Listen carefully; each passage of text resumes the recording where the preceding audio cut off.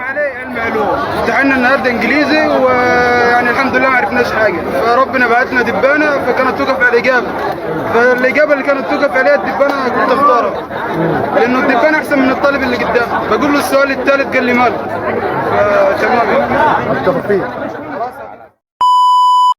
السلام عليكم، ازيكم يا شباب؟ عاملين ايه؟ يا رب تكونوا بخير يا رب. بص، انا عايزك تسمع الفيديو للاخر وتطبق كل كلمه فيه، وعد مني ليك باذن الله اي سؤال بيدور في بالك لين ماده الفيزياء فانا باذن الله هجاوبه لك في الفيديو ده، وباذن الله هقول لك على الخطه اللي انا كنت ماشي بيها في ليالي الامتحان بتاع الفيزياء، والحمد لله رب العالمين نقصت درجتين في الفيزياء. بالرغم انا عايز اقول لك، بس انت ممكن تشوف يا دكتور انت ما قفلتش الفيزياء، اقول لك يا حبيب قلبي شفت امتحان الكيمياء بتاعكم؟ والله العظيم مستوى امتحان الفيزياء بتاعنا كان اصعب من مستوى امتحان الكيمياء بتاعكم. حتى حرفيا بعد ما نتيجه ثانويه عامه ظهرت، النتيجه بتاعتنا ظهرت، غيروا النتيجه كلها بسبب امتحان الفيزياء. فانا عايزك بقى تتخيل كده امتحان الفيزياء كان مستوى الصعوبه بتاعته عامل ازاي عندنا. لكن باذن الله انا مستبشر لكم خير، وباذن الله امتحان الفيزياء بتاعكم بتاع السنه دي يجي في مستوى الطالب المتوسط كده واللي مذاكر باذن الله. بص، باذن الله في الفيديو ده هقول لك على الخطه بتاعتي، تمام كده؟ وانا برضو نقصت الدرجتين دول في ايه الغلطات اللي انا عملتها في ليالي الامتحان ادت اللي انا نقصت درجتين في ماده الفيزياء. وبرضو هقول لك على المذكره اللي كانت السبب بعد ربنا ان انا الحمد لله رب العالمين زي ما انا قلت لك انقص درجتين، بالرغم حرفيا كانت نص الدفعه او نص ثانويه عامه كانت شايله امتحان الفيزياء بتاعنا. فانا برضو هقول لك على المصدر اللي انا كنت بذاكر منه. ولكن خلينا قبل ما نبدا الفيديو تعال نصلي على النبي صلى الله عليه وسلم. لو ما تعرفنيش انا محمد حسن، طالب بكليه الطب البشري، بحاول اساعدكم كده يا شباب. فانا بطلب منك في بدايه الفيديو انك تصلي على النبي صلى الله عليه وسلم وتبعت الفيديو ده لاصحابك. بالله عليك ابعت الفيديو ده لصاحبك بنيه كده ان ربنا يوفقك باذن الله في الامتحانات، وما تنساش تعمل اللايك بتاعك بحيث الفيديو يوصل لزمايلك باذن الله. طيب، فنادى في الظلمات لا إله إلا أنت سبحانك إني كنت من الظالمين. فاستجبنا له ونجيناه من الغم وكذلك ننجي المؤمنين. دلوقتي واحد من اتنين، يا اما ذاكرت المنهج كويس وراجعت كويس وخلاص فاضل لك ليالي الامتحان والدنيا زي الفل معاك، يا اما شخص كسول شويه او حصلت لك ظروف فانت وقعت وحصل لك دروبات في بعض الابواب، او حرفيا ما بداتش الفيزياء خالص. كل واحد منكم يا شباب هيكون ليه خطه خاصه بيه باذن الله هنقولها في الفيديو ده. فصلى على النبي كده صلى الله عليه وعلى اله وصحبه وسلم.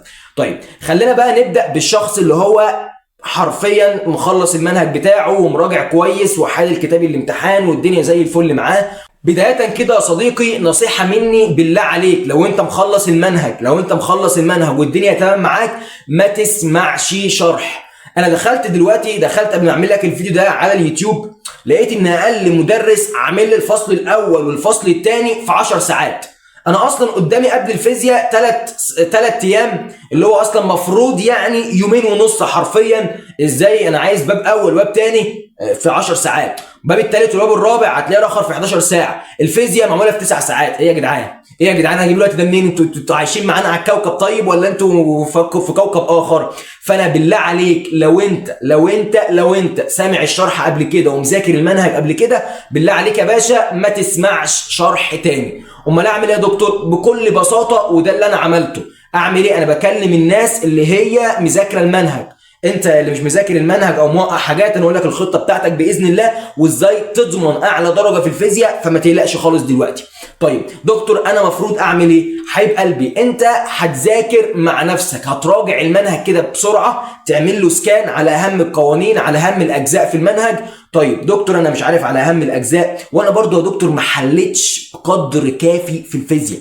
برضه ما حلتش بقدر كافي، مش حاسس ان انا حليته. انا مثلا حليت كتاب واحد في الفيزياء مراجعه نهائيه وحليت كتابين، هل المعلومات اللي انا خدتها من الحل دي كافيه؟ هقول لك باذن الله كافيه. وموضوع الحل في الامتحان يا شباب ما هو الا توفيق من ربنا، ولكن انا الحمد لله رب العالمين كنت ملخص المنهج كامل بتاع الفيزياء. ايوه ملخص المنهج كامل بتاع الفيزياء من اول الباب الاول لحد الباب الاخر، حرفيا ملخص لك الباب الاول في 3 صفحات. كافي؟ بقول لك انا نقصت بيه درجتين مع مستوى صعوبه الامتحان ده، فوالله العظيم كافي. مجمع لك فيه، انا كنت باخد مع دكتور كيرلس في المراجعه النهائيه، مجمع لك فيه تريكات دكتور كيرلس، مجمع لك فيه تريكات مستر محمد عبد المعبود، تمام كده، في الليله الاخيره بتاع الفيزياء، مجمع لك فيه تريكات كتاب الامتحان مراجعه نهائيه، مجمع لك فيه تريكات كتاب نيوتن.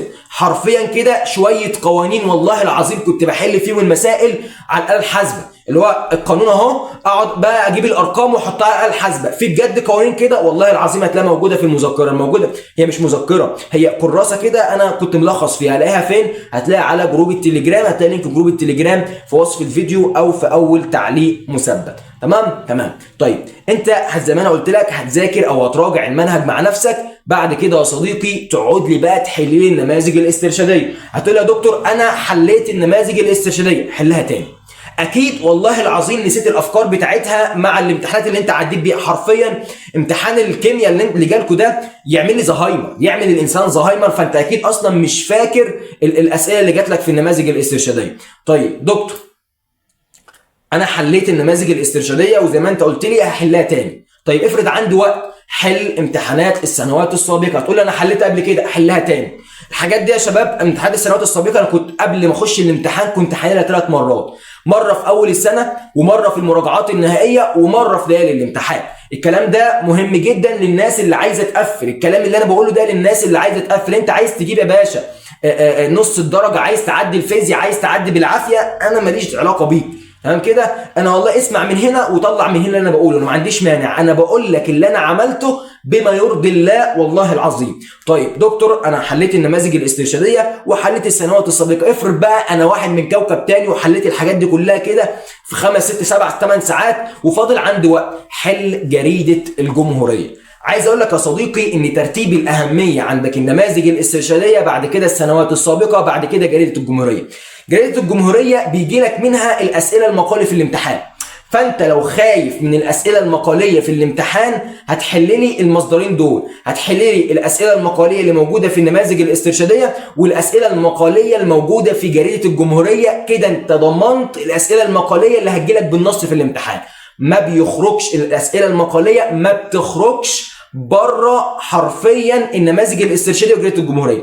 زي ما انت شفت في الانجليزي ان الباراجراف جالك من النموذج الاسترشادي، والله العظيم كنت منزله لك برضو على جروب التليجرام، وزي ما انت شفت كنا متوقعين كل الاسئله اللي بدرجتين في امتحان الانجليزي، وتقدر تخش تشوف الفيديو اللي موجود على القناه بتاعتنا حرفيا كابي بيست.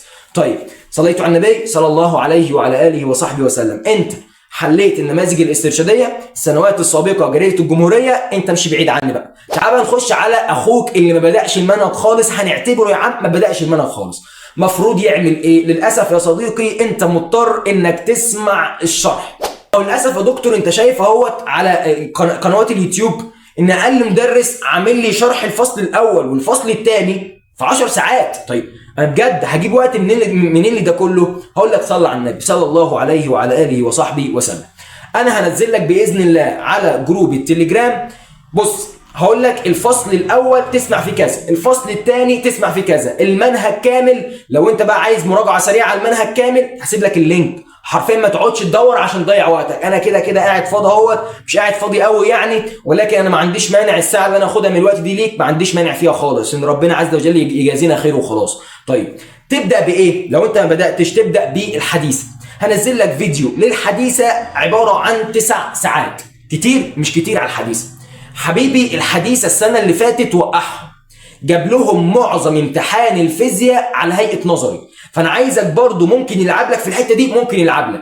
فهنزل لك فيديو للحديثه في 9 ساعات تمام كده بحل النماذج الاسترشاديه. الفيديو مش عباره عن انك تسمع شرحه بس، لا، تسمع شرح الشرح بقى على هيئه ايه؟ على هيئه افكار. مثلا الفصل الاول عباره عن 10 افكار، خلاص ال10 افكار دول استحاله يطلع براهم في الامتحان حرفيا، هو هيدور حواليهم، تمام؟ يا اما يجيبهم لك بالنص يا اما يدور حوالين ال10 افكار وليكن اللي في الفصل الاول. واقع او واقعيات الدرس ده من النماذج الاسترشاديه. الفصل الاول تعالى يا حبيبي نشوف الفصل الاول الاسئله اللي جت عليها من النماذج الاسترشاديه والسنوات السابقه. فالفيديو ده انت لو عملته مثلا على 1.5 او يا عم لو بتفهم قوي على ساعتين فهتلاقيه عمل معاك 5 ساعات، يعني ممكن تلم الحديثه كامله في يوم واحد بس. ايوه في يوم واحد بس، تمام؟ وكده هتبقى ضمنت حرفيا نص الامتحان بضمانك للفيزياء الحديثه باذن الله. طيب انا يا دكتور بقى بالنسبه للفصل الاول والفصل الثاني او الجزء الاول من الفيزياء او ما قبل الحديثه، انا برضو هنزل لك فيديو على جروب التليجرام، لينك يعني هتخش عليه، تمام كده؟ الفيديو ده عباره عن شرح المنهج كامل في 7 ساعات. 7 ساعات بس، ايوه 7 ساعات بس. عايزك تسرع الفيديو ده على 1.5، هيجي برضو معاك على هيئه 5 ساعات. فانت كده هتكون مخلص المنهج كامل كشرح وكمذاكره مع نفسك في يومين. هتقول لي يا دكتور انا فاضل لي كده نص يوم او حرفيا يوم لو انت سريع يعني. عايزك بقى يا صديقي تقعد تحل لي فيه النماذج الاسترشاديه والسنوات السابقه، بالرغم انت كده كده هتكون حليتها اصلا في الفيديوهات. انا عايزك تجرب تحل قبل ما تخش الامتحان. كل اللي انا قلته ده باذن الله هينزل لك على جروب التليجرام على هيئه لينكات. اوصل لجروب التليجرام ازاي؟ هتلاقي لينك جروب التليجرام في وصف الفيديو. يا دوبك هتخش جروب التليجرام، هتدوس على لينك الفيديو، تجيب الورقه والقلم وتقعد تذاكر بس. ده المطلوب منك. بالله عليك طبق اللي انا قلته وباذنك انت الله الخطه دي كافيه كافيه كافيه. وبرضو عايزك تذاكر من المذكره او من البتاع اللي انا كنت ملخص منه، هتلاقي برضو على جروب التليجرام. طيب دكتور انت قلت لي انا نقصت درجتين في الفيزياء، ايه السبب؟ السبب يا صديقي الا وهي مساله من مسائل كيرشوف، تمام كده؟ كانت مساله بدرجتين وحرفيا قعدت اضيع فيها وقت كتير جدا ومش وصلت لها حرفيا، فللاسف هبتها، كنت هبدها جيم وطلعت الاجابه ب، تمام؟ فخير يعني الحمد لله. اللي هو كنت بعمل بمقوله اللي تقف معاك ارزعها سي او ارزعها جيم، فرزعتها جيم طلعت غلط. بكون مجدعي عليك وانت داخل الامتحان حرفيا. طيب كده انا الحمد لله خلصت.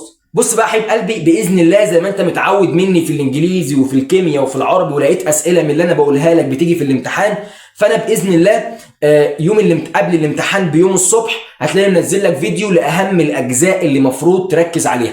فانا عايزك تنزل تعمل اشتراك في القناه بحيث بالله عليك اول ما الفيديو ده ينزل عايزك تروح تسمعه على طول عشان تلحق تطبق اللي انا هقوله لك باذن الله.